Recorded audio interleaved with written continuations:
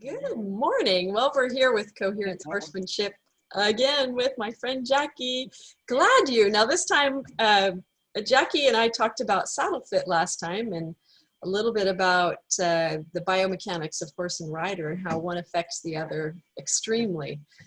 And I just wanted to share with you, Jackie, and this is kind of the lead into what I'd love for you to share with our listeners is how much we actually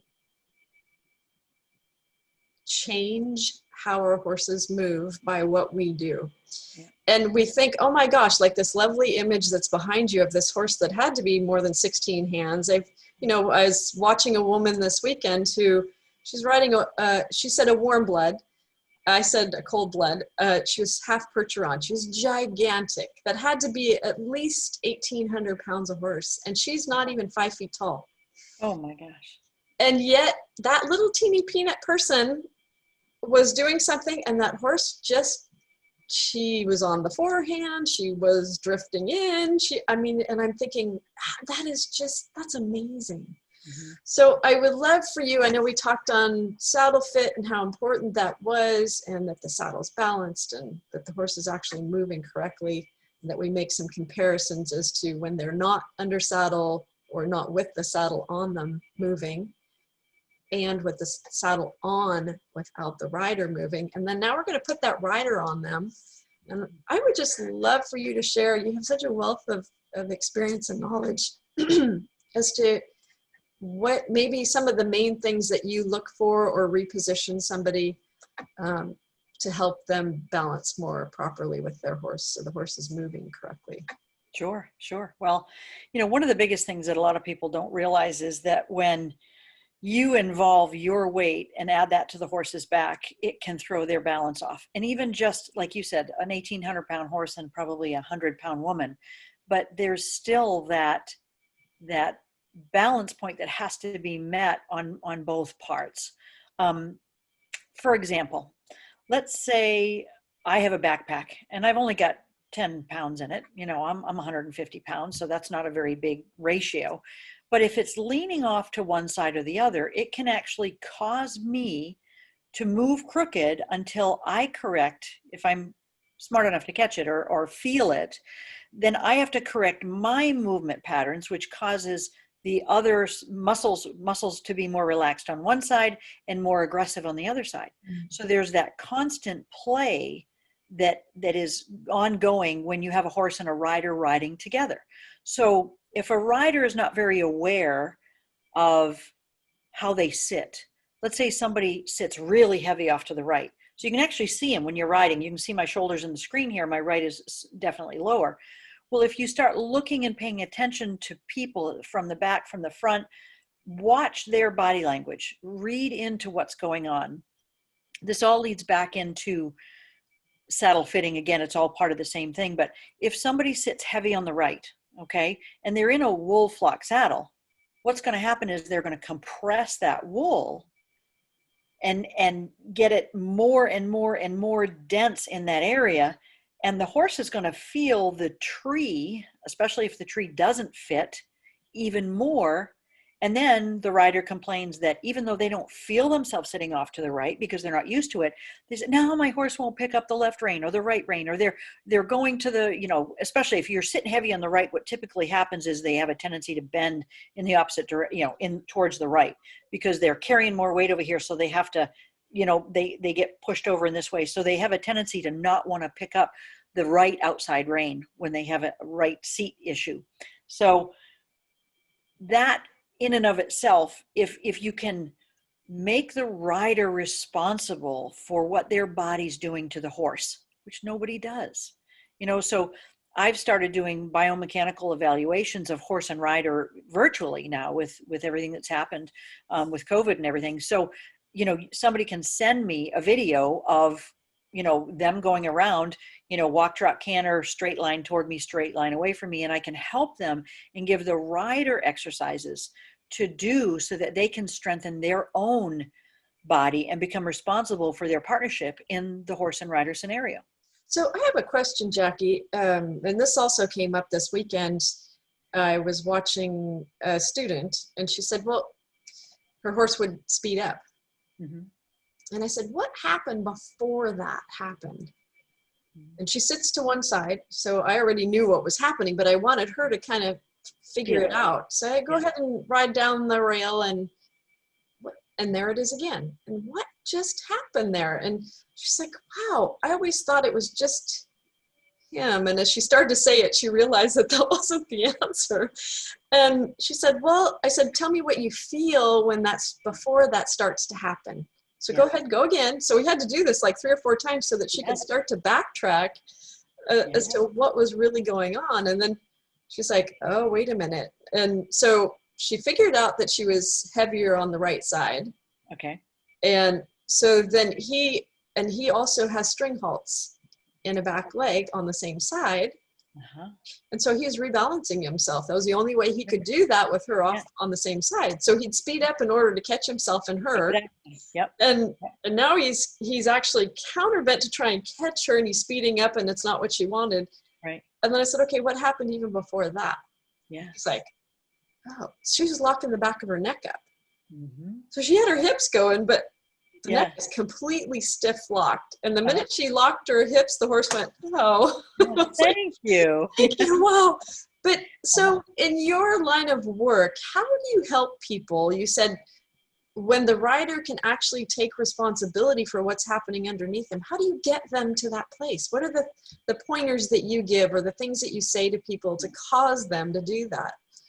Well, just like you did, you brought, this has been a repetitive pattern that she has, obviously your rider did, so that you're trying to bring her awareness to the situation that maybe it's not my horse just wanting to take the bit and run, or maybe it's habitual because they are trapped into feeling that same thing over and over and over again, and they have to deal with it. We've taught these horses, instead of saying, no, there might be something wrong here, listen to me, mom or rider or whatever, they immediately go into a mode, I think, that's like, okay, she's not going to figure it out, I have to.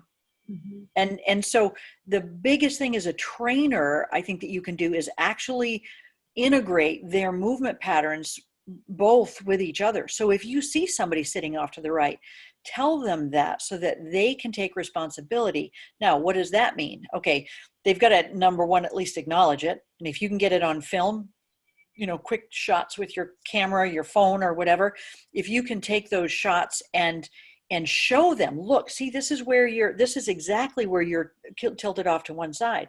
When you tilt your whole body off to that one side, I mean, that is a huge weight. They literally can't maintain a straight way of going with you off to one side. If they had 8 legs, they might be able to, right?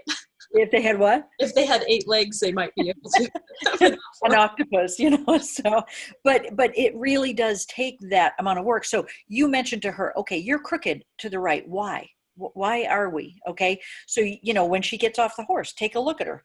Put your hands on her hips. On her hips, and her hips are uneven. Yeah. Face away from you. Put your thumbs on the hips, and you can see typically. How about this one?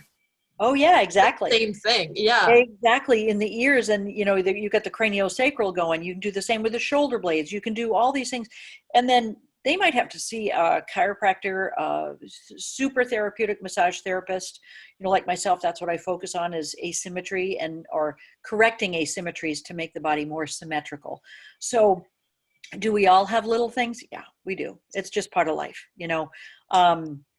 When I was riding younger, I got almost every really bad toss that I got. It was off on the right side. So I know my right hip is a little bit weaker, and eventually I'll probably have to have it replaced. But for right now, I'm aware of that, so I ride really integrating, that hip and warming up really well before I get on, and doing things like that, and telling my instructor, watch my right hip, watch my right leg, make sure that I don't, overemphasize or become too weak in it. So it's a continuous flow back and forth from the instructor to the rider, and then from the rider to the horse. So you have to become active in that if you want to progress. One of the biggest things you can do as an instructor is to encourage your students to find out why they've plateaued, Why are they right here? Why can't they move up into second level? Why can't they get out of training level? You know, all those different questions. Why can't I get the changes? Well, if you can't move your hips at a certain metronome speed, you're never going to be able to do flying changes. So all these things come into play.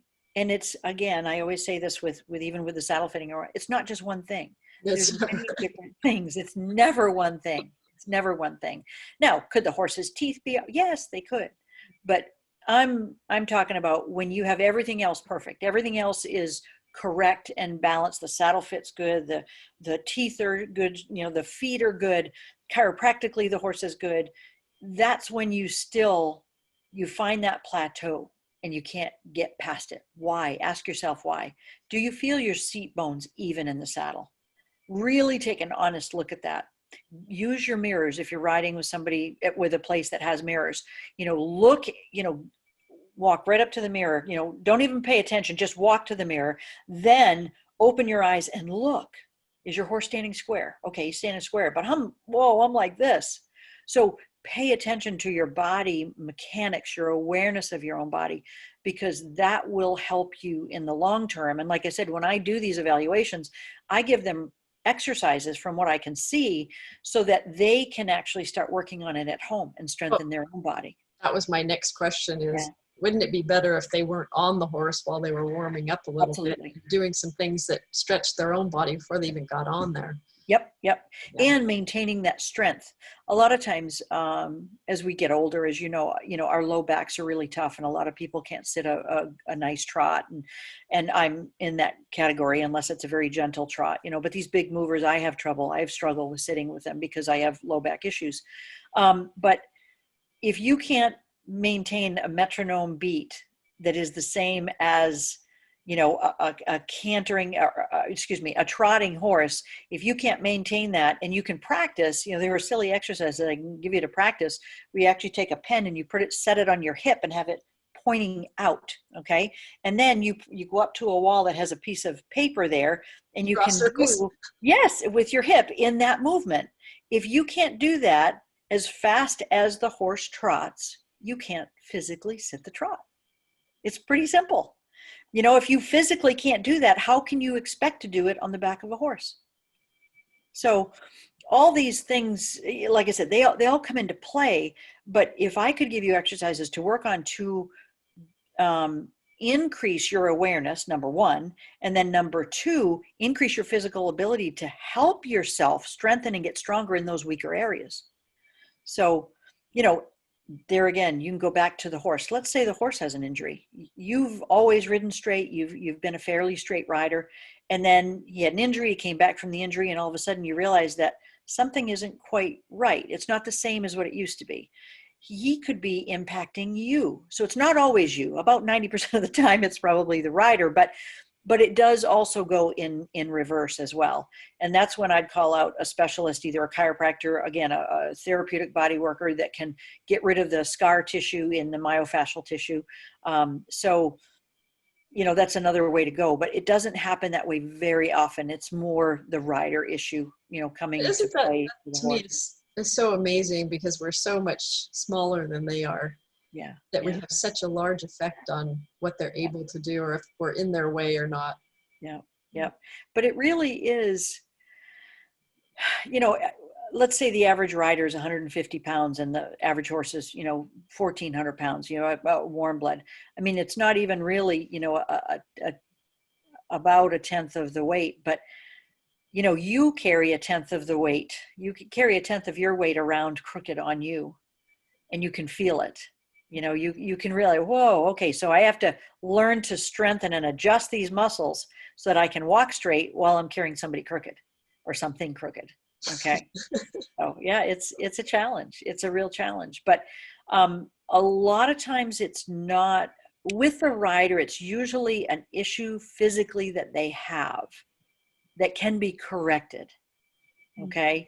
Now, if somebody's had a hip replacement on one side and not on the other side, that's something that really takes a lot of focus for the rider to deal with. I'm not saying it's impossible for them to ride balanced, but it's tough. They have to be very aware, and they have to have an instructor. And I see it a lot, especially as we get older and we age. And I've had 3 or 4 people tell me that they had 1 hip replacement. They felt they rode terrible. They had 2 hip replacements, replacing the other one. And all of a sudden they were back in balance because it's different. You've got a foreign object that doesn't have the nerves and the nerve endings and all those things. So even if they were riding straight with 1 hip, only 1 hip replacement, it's really interesting when they get that. But then they have that similar feeling side to side, which helps us. So yeah, so it's a challenge, but I think, like I said, at least 90% of it is riders, and they're not even aware of it. Well, and the other thing, they usually are not aware of it at all, and it's usually the horse that's blamed for the way that it's going, without them realizing that they're actually causing that movement. Right. The other thing that you mentioned earlier that I just wanted to reiterate that I think is really important is that in that crookedness in our bodies while we sit on the saddle, that it changes how the saddle works. Absolutely. So it might have fit when you first put it on, but if you're riding all the time in it and you're crooked, and no, it's going to be crooked too. So you had mentioned this in our last interview that you really felt that people that were using their saddle in hard work or 5 days a week, that saddle needs to get reflocked every quarter. Oh, absolutely. And when people heard that, they were like, they've been in this business for 40 years. I've never heard that before. And I said, well, but doesn't it make sense? They're like, yeah, unfortunately, that really makes sense. Yeah. So, there again, you can get into the pros of wool versus memory foam. And I'm saying a good quality memory foam, because when you, like you said, you sit crooked in that saddle every day, you can actually, on the wooden trees, you can actually change the shape of the tree over a period of time. And that to me is like, whoa, you've got this wood tree with steel, tree points and the frame, and it's all reinforced. And I'm like, wow, we can do that, just little 150 pounds of us, you know what I mean? But yeah, you can.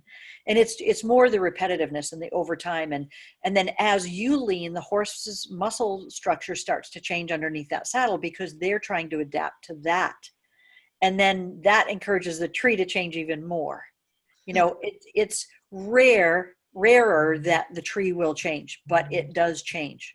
And but if it's the same person riding in it over years and years and years, Yep. So, and memory foam, same thing goes with memory foam. If you're really, really crooked, the memory foam will adapt each time you put it on the horse's back. A good quality of memory foam will, okay? So each time you put it on the back, it resets itself, so to speak. But if there's an indentation in there, because that's where you're riding over on that right side, it's still going to adapt to that indentation. Yeah. So again, the whole thing about the flocked saddle, it's good because you can change it, but it is cost effective. Not cost effective. It's more expensive, because you have to have them in and do the reflockings.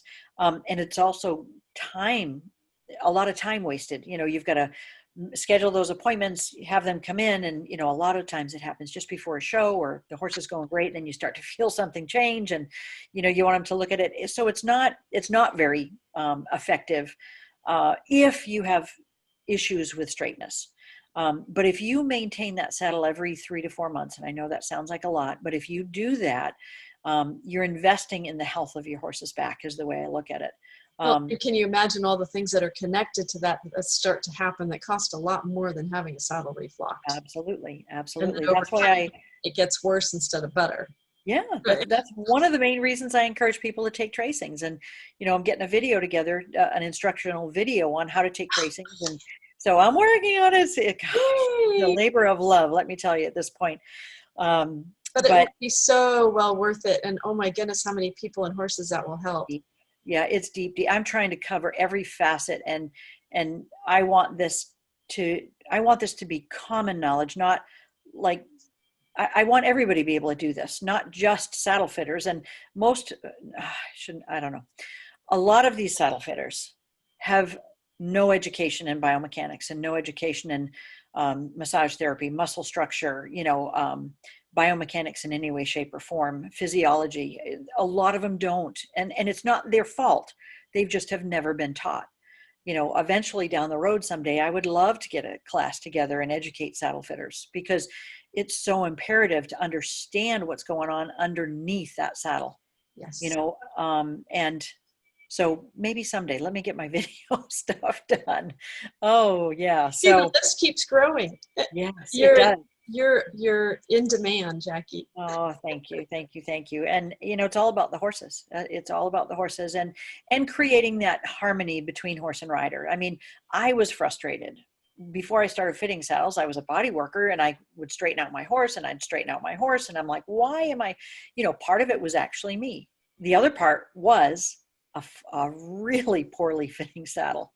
And I thought I was doing the right thing. I was having a saddle flocker fitter come in, reflock, and it would be okay for a while. But my crookedness would push the saddle off to the right, and the saddle, the shape of the tree didn't match him. So as I compress that wool, all of a sudden that becomes really apparent for my guy, and this is the guy in the background here, and he put up with it.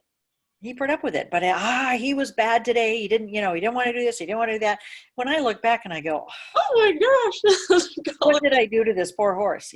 But I guess the good thing that I did do was I started to reflock about every 4 months. 3 to 4 months is great. If I was in a place that I had a flocker there, I would, recheck that. And, another thing is flockers, when they reflock the saddle, this is something that a lot of people don't think about again, but my mind's always going on stuff. How can we make it better? How can we change this? But when the flocker comes out and they look at the saddle and say, yes, it's off to the right. Let me put more wool in there. So as they do that, they increase the density of that, and that puts more pressure on the muscle, which then now you're straight. Okay, now you're level, but the horse has this pressure digging in on his right side still. It's even more dense, it's thicker, and you're sitting straight. And when the saddle flocker sees that, oh, we got you straight now, isn't it better? And the horse is But going, the no, horse is going, no. no. Because they have that increased pressure.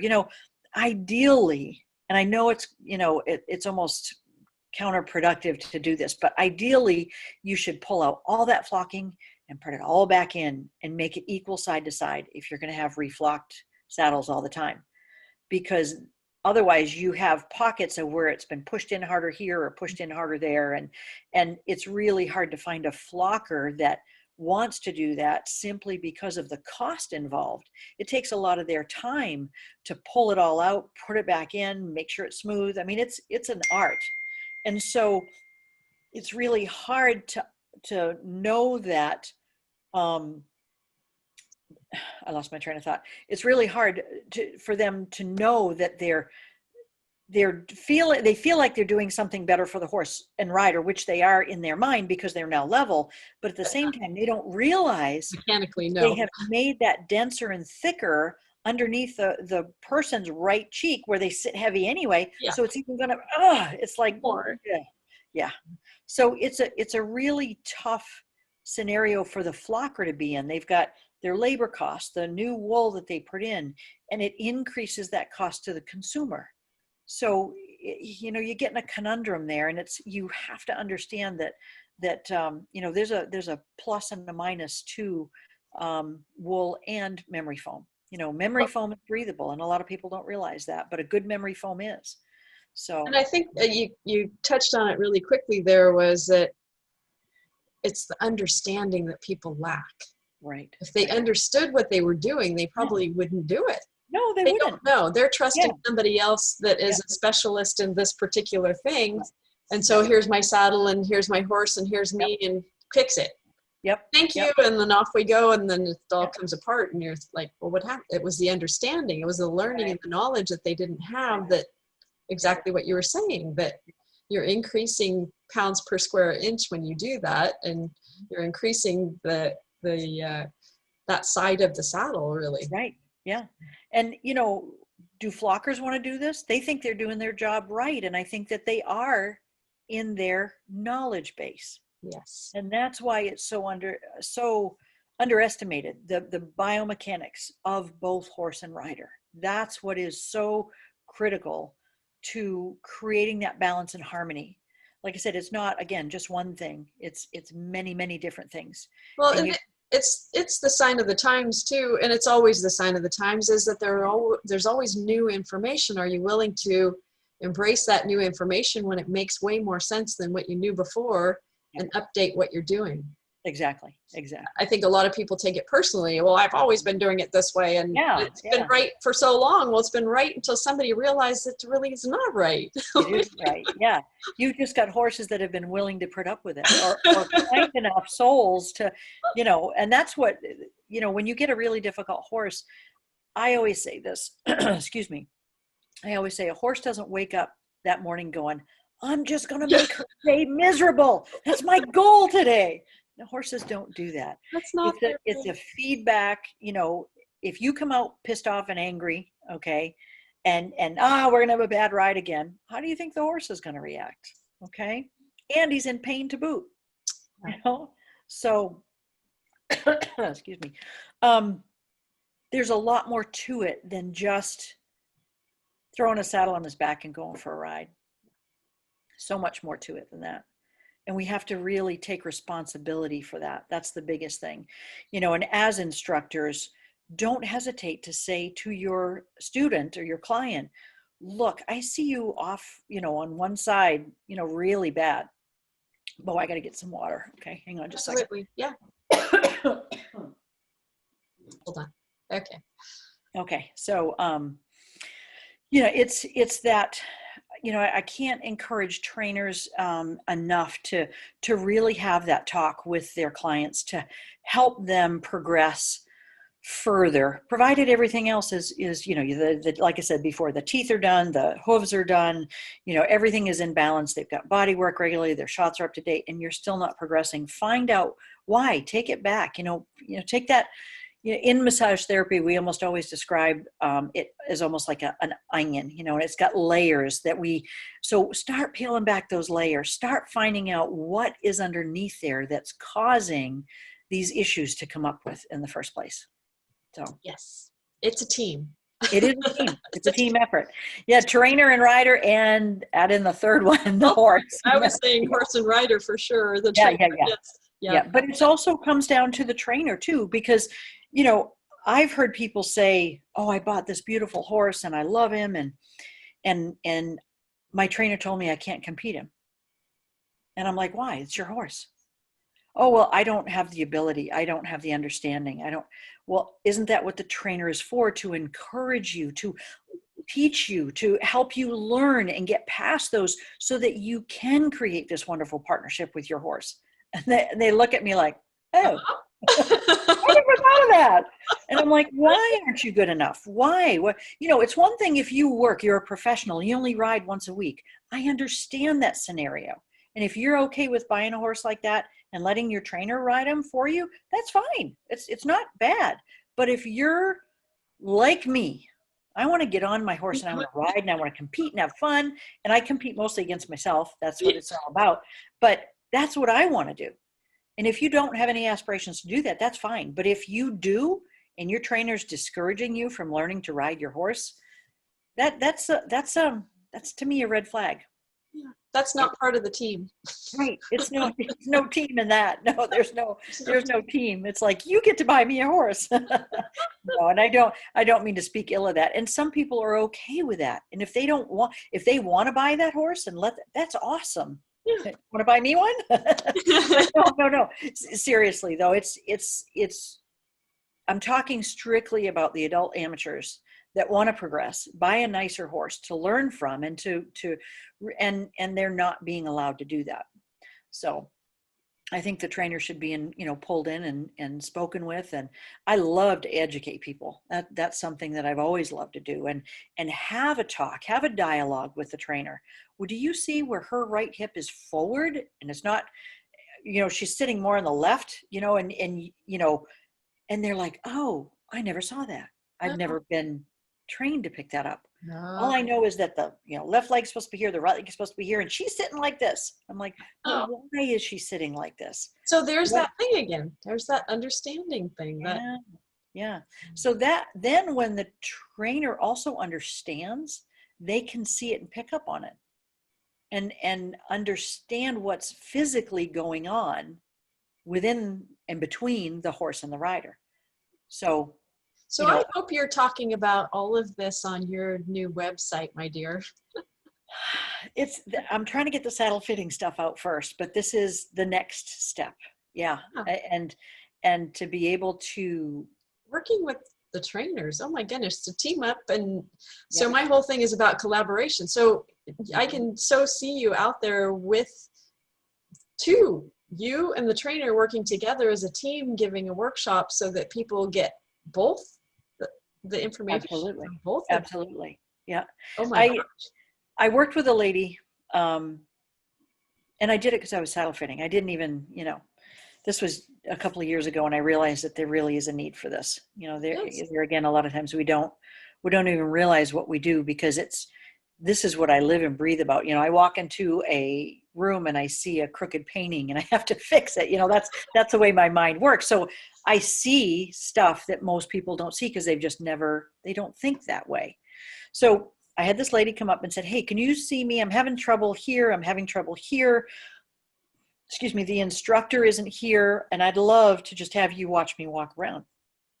So she gets on, and immediately I see her sitting, and I almost like with the whole right side of her back, and she's walking like this straight, and I know the trainer, and we discussed, and she said, I don't know, I can't figure out what's going on, and where this is coming from. So, and I said, okay, are you sitting straight right now? Yeah. I feel really good. Yeah. And I'm like, okay, so I want you to look down. First flag is the hands are like this. Okay. My left further forward to the screen because her whole body's like this. So I said, just look down at your hands. And she said, oh, that left hand. And so she's like this. Oh no. And she's trying to pull this one back to equal this, but she's still crooked up here. And I said, whoa. I said, first of all, where do you feel like you're sitting? So we talked about that. We just pulled it apart layer by layer. And then all of a sudden she was like, oh, and then my hand comes back. Oh. And when my shoulder comes back, my hands come back. I said, yeah, they are attached, So there was this whole run out procedure, but I only spent maybe 20, 25 minutes with her to get this reaction. And then she said, oh, I can walk, I can trot, I can canter. He takes his left lead. He takes his right lead.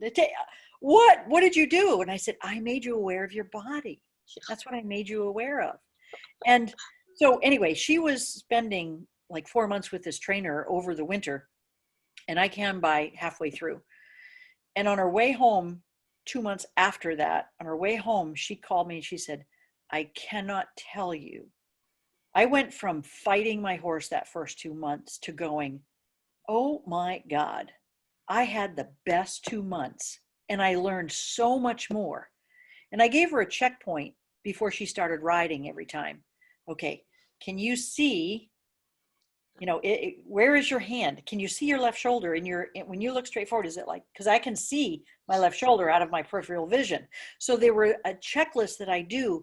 And every time she had trouble, I said, go back to that starting point. Where are you? Oh, yeah. And she said, I got the most out of that second 2 months than I've gotten in the last 2 years with this instructor. Nice. So, and I can imagine. Really? It's hard for me that people don't see this. It's hard for me to believe, but people don't. So it was cool to have that feedback. And that's when I decided I wanted to help people to do this. I'm not teaching you how to do half passes and this and that. I'm teaching you about body mechanics and biomechanics of your body. And if that's not right, the other things don't happen. And the poor horses, oh my goodness, can you imagine how many horses' lives you changed just by that one thing? Exactly. Oh, now we're talking one thing again. And it is one thing.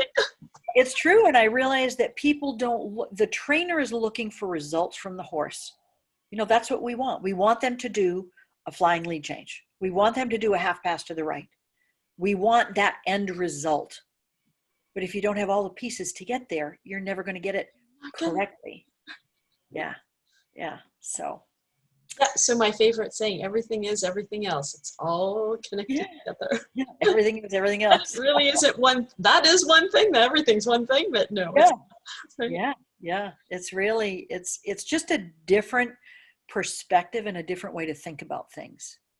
And So, thank you for being who you are and doing what you do so well. I so appreciate you. And well, thank you. And I, many times, in past years, I would always say, oh, this isn't important enough. This isn't important enough. People don't need to know this. They've got inspectors that are better. Literally, I swear it's been a sign from God. No, this is important. This is really important. They're my creatures too, and it's just like, okay, I'm getting it. So, and then having that confirmation of that lady calling me after that 2 months and going, thank you. And then she went on, she had a very, she had like test anxiety. So every time she'd get to a show, she'd kind of melt down a little bit. So when she went to her first show, when she got back to where she was, she ribboned. I can't remember, but she got the best score she's ever gotten. oh yeah. And she was like, because I was freaking out, and yet I went back to what you taught me about self-centering and bringing, okay, where are my seat bones? Where are my hands? Where are my shoulders? Where's everything? Where's my heel? Where's that? And then that got me so busy in here that I forgot about everything else. That's so great. So that's Okay. what got me into this. So. I hope you don't have to have too many of those messages to understand how important this is. So tell me your website address again. Yeah, it's gladuride.com, and it's not up yet as this video is being taped, and I'm hoping within the next month or so to get it done. And it's just, the video production has just, I know how that is. Yeah, you know exactly. And you He's just got it. It's not right. I got to do it again. So it will be hopefully by the end of the year, at the end of 2020, and start off the new year with a bang in 2021 with a good website and videos and all that stuff. So I'm going to have where you can actually join as a membership and have access to the different videos, and they're hopefully going to be changing all the time as I get new and different clients in, and you'll see different things. And so that's what my hope is for that. Very nice. Yeah. Well, and when this really does happen, we're going to you'll have to contact me and let me know so that we can put an announcement on my site. That'd be wonderful. That'd be wonderful. I've got one video to be finished tonight, and I'm going to allow a few people to see it and get their feedback, and then I'm sure I'll have stuff to do to that. But we're getting there, slow but sure. Good. And you can always email me if you want at gladuride. So it's GLADURIDE @outlook.com. Or my cell phone, 970-846-6366. And we'll put that and print that onto the. Okay, super. Yeah, thank you. Yeah. Thank you. Thank you for your welcome. time. It was You're lovely seeing you and hearing you share your knowledge with us. Yeah. Well, thank you. I appreciate it. The more people I can go, just planting that seed, like, oh, maybe it is me. It is you. Maybe I need to take a look at my body. Yeah. Yeah. Well, that's what I'm here for. And then to help them find the way through the maze. Yes. And that's what I meant. It is you. Yeah. Help them, help us find it ourselves through the maze. That's what I want to do. Yeah. So, all right. Okay. Awesome, Bo. Thank you so much. Thank you. Take care. Bye. You too. See you soon. Yep. Bye. Bye-bye.